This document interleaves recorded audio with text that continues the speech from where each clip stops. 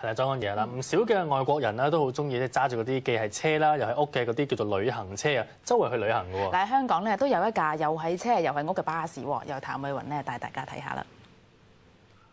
呢架178號 A 巴士帶乘客去嘅係一個夢幻旅程，扶手變咗衣櫃，座椅變咗洗衣機雪櫃，廁所、廚房都可以喺度揾到。呢個原本係司機位嘅地方，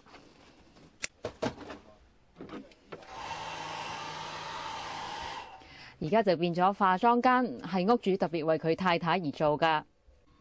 台底仲留有煞車器。屋主唔係巴士迷，揀巴士改建做屋，只係貪佢夠大。咁多窗，即係你可以好開揚個感覺，又樓上樓下咧，有複式單位嘅 feel 啊！買巴士連改裝用咗15萬，最困難嘅反而係親手清理，由朝到晚，黃先生做足3個月。我一開始已經頂唔順，我喺度自己同自己講，有冇可能可以整翻乾淨架車而住到咧？即係好困難㗎。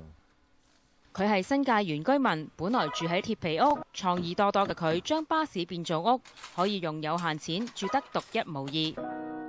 我個人咧都有時諗嘢都怪怪地，唔通佢話唔好我就唔做咩？